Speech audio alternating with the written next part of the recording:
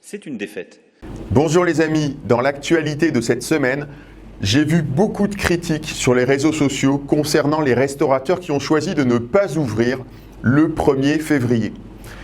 Ces critiques, elles viennent généralement de gens qui ne risquent rien, qui sont cachés derrière leur écran et leur clavier. Et je voudrais remettre les points sur les i, c'est-à-dire expliquer ce que c'est qu'un restaurateur. Un restaurateur, c'est d'abord un entrepreneur. C'est un entrepreneur qui, en général, a des employés.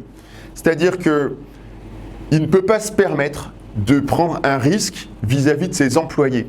Si jamais il y a une fermeture administrative de son établissement, ses employés qui sont plus que des employés, parce que c'est une équipe, un restaurant, c'est des gens qui sont tout le temps ensemble, qui réussissent ensemble ou qui échouent ensemble, eh bien, ces employés, il ne peut pas se permettre de risquer de les mettre à la rue, tout simplement. Quand on écoute les excités derrière leur clavier, les restaurateurs, ils devraient...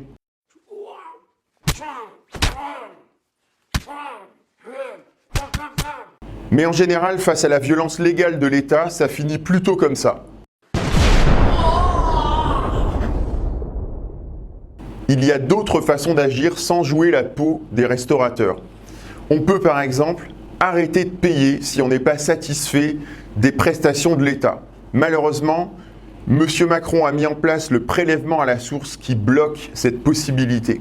On peut aussi organiser un concert de casseroles 24 heures sur 24 en se relayant sous les fenêtres de l'Élysée. Cette méthode, elle a été utilisée par les Danois pour faire reculer leur gouvernement et elle a parfaitement fonctionné. Il a fallu moins d'une semaine pour obtenir gain de cause. Et enfin, il y a la troisième voie, c'est la voie constructive. C'est celle que nous empruntons avec l'opération Soutenons nos restaurateurs. Le ministère nous a promis un rendez-vous pour que nous puissions exposer nos revendications.